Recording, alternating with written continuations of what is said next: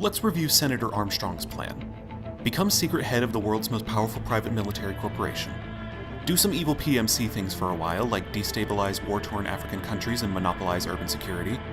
Fake an assassination attempt on the president to kickstart war in the Middle East. Something become president, something reshape America into an objectivist utopia. I'm gonna have to stop you right there. In reviewing the two major character analysis videos on Senator Armstrong that are on YouTube, I've noticed a common mistake. Both videos refer to Armstrong as an objectivist. Although this one here does it a bit more explicitly, both make the claim that ultimately Armstrong is trying to turn America into an objectivist utopia. Of course, anyone who has actually read the works of Ayn Rand could tell you that the philosophy of Armstrong is fundamentally incompatible with objectivism. With that being said, Armstrong is a representation of a certain famous 19th century philosopher. Who's that philosopher? It's Friedrich Nietzsche. Now, in doing my research for this video, I noticed something interesting. Googling anything related to Metal Gear, Armstrong, and Nietzsche turns up nothing. I cannot find anything on the internet that is in written form that talks about this very obvious philosophical influence. When Ryden first encounters Armstrong, he is deliberately misleading and presents his criticisms of America as if they were just an admission of the facts of reality that cannot be changed, that if this is the way America is, then it is the only way that it can be, so we might as well take advantage of it for our own desires. However, I would like to specifically play this part here, since it is the seed planted by Armstrong to let you know that there is more to him than it may seem. Nationalism, unilateralism, materialism. Welcome maxims for those with no faith, without guiding principles of their own. Give yourself up to the whole. No need to better yourself. You're American. You're number one. The American people rely on the values given to them by the Patriots, even though the Patriots are no longer around. They unconsciously drift through life and find their values in the shadow of the Patriots' control, and the values they hold have led them to become content, to not question their own abilities, or to challenge themselves, or seek out their own values. Despite the fact that the Patriots are gone, their values, or their memes as the game refers to them, linger on in the waning war economy. The Patriots planted the seed. We don't need them around to filter and foster their memes any longer. We're spreading them just fine ourselves. Every American man, woman, and child. We're all sons of the Patriots now! Armstrong sees the flaws in this system, and the vacuum created after the fall of the SOP, and wishes to exploit it so that he may gain power. To do so, he devises the plan Operation Tecumseh, a plot to assassinate the current American president during his visit to a military base in Pakistan, in the hopes of igniting pro-war sentiment in America, which he can then use as the backbone of his campaign. However, his ultimate plan is not just to become president. Armstrong seeks to fundamentally change America. By taking control of the current political system, he seeks to radically reform it, or more accurately, he seeks to destroy it. Burn it down! And replace it with a new system. A system where the government does not interfere with the strong and their ability to seek and gain power. In essence, he would create a system of anarchy where no government exists to protect individual rights. The only laws that would exist would only be in place because of the whims of the most powerful and whatever values they hold. I have a dream. What? That one day, every person in this nation will control their own destiny. A land of the truly free, damn it. A nation of action, not words, ruled by strength, not committee.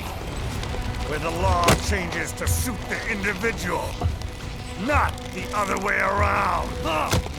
Where power and justice are back where they belong. In the hands of the people!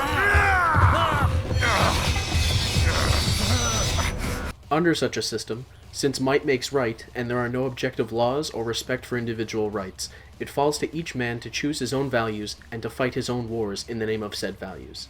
This is what Armstrong means by purging the weak, not through a deliberate campaign targeting them, but by creating an environment where one cannot grow comfortable with life, where everyone is fighting and dying for their own ideals, and if you are incapable of or unwilling to better yourself, then you will perish. And from the ashes a new America will be born! Evolved but unchanged! The weak will be purged, and the strongest will thrive, free to live as they see fit. They'll make America great again! Bruh, look at this dude. With all of this laid out, It makes the theme music that plays during the Metal Gear Exorcist fight make a lot more sense.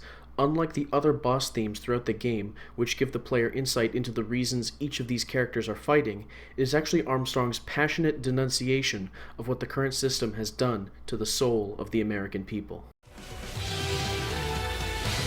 unenlightened masses, they cannot make the judgment call. Give up free will forever, their voices won't be heard at all. Display obedience while never stepping out of line. Blindly swear allegiance, let your country control your mind. Armstrong speaks of the war economy as a perversion of conflict. To him, conflict is natural and morally good, so long as the strong use it to increase their power. He is not against war itself, but the fact that people fight for causes they don't believe in, or for material things such as money or oil to be used towards living a more comfortable life. Armstrong holds the Nietzschean view of what is good and bad. What is good? All that heightens the feeling of power, the will to power, power itself. What is bad? All that is born of weakness. What is happiness? The feeling that power is growing, that resistance is overcome. Not contentment, but more power. Not peace at all, but war. Not virtue, but proficiency. The weak and ill-constituted shall perish. First principle of our philanthropy, and one shall help them to do so. You still don't get it. I'm using war as a business to get elected! So I can end war as a business. In my new America, people will die and kill for what they believe. Not for money, not for oil, not for what they're told is right. Every man will be free to fight his own wars! Thanks to my friend the Objectivist Dollar, I have attempted to put Armstrong's point in explicitly Nietzschean terms. Armstrong believes the current system stifles the ability of man to become a higher man, and for the higher man to live as he sees fit and seek to gain power and enact his will to power. People are held back and unable to grow into a higher man. This results in them becoming what Nietzsche called the last man being the antithesis of the Nietzschean ideal of the higher man. The last man can be described as a man who has no goals or ambitions, takes no risks in life, and seeks only comfort and reassurance. Now that we have defined what Nietzsche saw as the ideal man and what its antithesis is, I would like to revisit a scene from earlier. Listen to how Armstrong describes what type of people are living in America in the present day. Nationalism, unilateralism, materialism. Welcome maxims for those with no faith, without guiding principles of their own. Give yourself up to the whole. No need to better yourself. You're American. You're number one. Armstrong despises those who are weak-willed, that are cowardly, that do not fight for or even hold their own values. Ryden points out to Armstrong that he does not know what it is like to be weak and poor, that he doesn't know what it's like to have to fight and kill just to survive. Making the mother of all omelets here, Jack. Can't fret over every egg. Not when you're purging the weak, right? What do you know about the weak? You weren't born poor. You've never been hungry. You don't know what it's like to fight and steal and kill just to survive. But you did survive. Through sheer force of will, following your own set of rules. With your own two hands, you took back your life. And now, I'll take yours. Armstrong respects Ryden because of the very fact that he did survive, that he enacted his will to power and became strong. Ryden embodies several aspects of what constitutes a higher man, as does Armstrong. However, this does not mean that they themselves are higher men. Nietzsche set the Übermensch as a goal for humanity to set for itself. Nietzsche never considered himself a higher man, nor does the character of Zarathustra consider himself one. Rather, he considers himself to be the herald of the Übermensch. I love all who are like heavy drops, falling one by one out of the dark cloud that lowers over man. They herald the coming of the lightning, and succumb as heralds. Lo, I am a herald of the lightning, and a heavy drop out of the cloud. The lightning, however, is the Superman.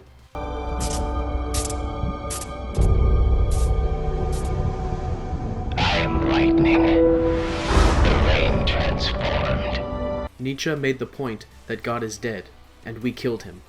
What he meant was that the Enlightenment had made it impossible for man to truly uphold the idea of God as a legitimate concept. Since Europe had been dominated by the Christian morality for centuries, this clearly presented a problem. In the absence of God, the source of values within the Christian ethics, Nietzsche said that there would be a valueless vacuum created, and we would have to deal with the problem of nihilism. Nietzsche's answer to this was the idea of the higher man, that would conquer his own nihilism and create his own values.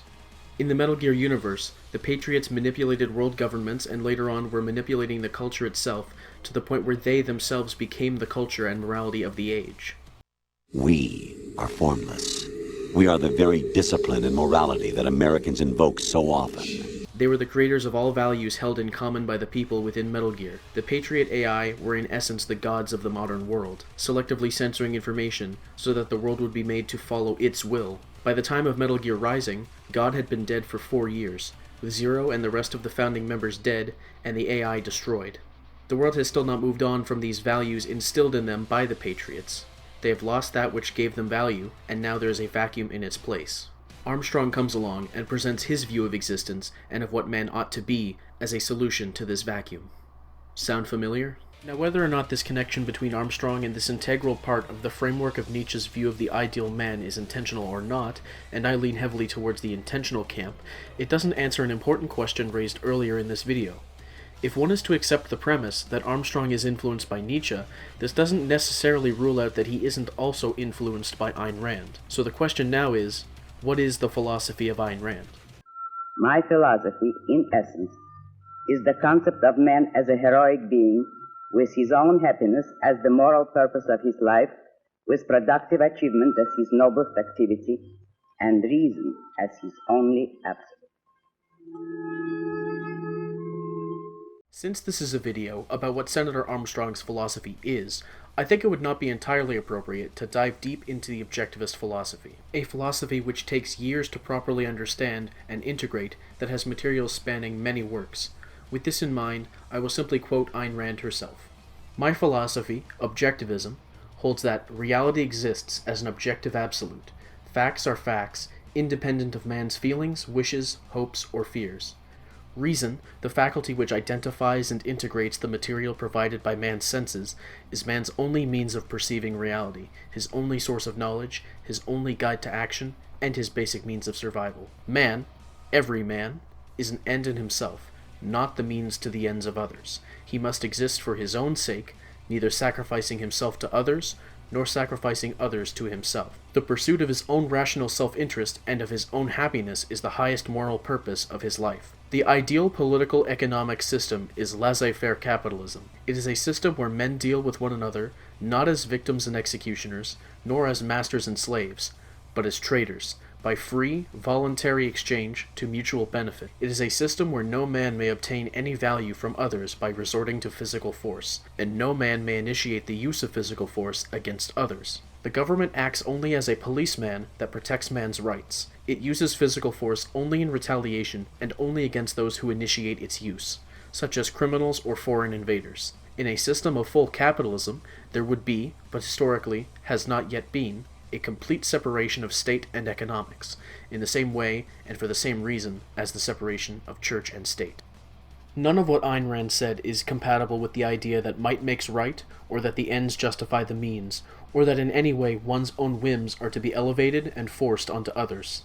I hope you enjoyed this video. If you're interested in learning anything about Objectivism, I would highly recommend checking out her work and visiting the Ayn Rand Institute's website, which contains hundreds of hours of lectures, courses, interviews, and links to all of her works and where to buy them. Thank you for watching.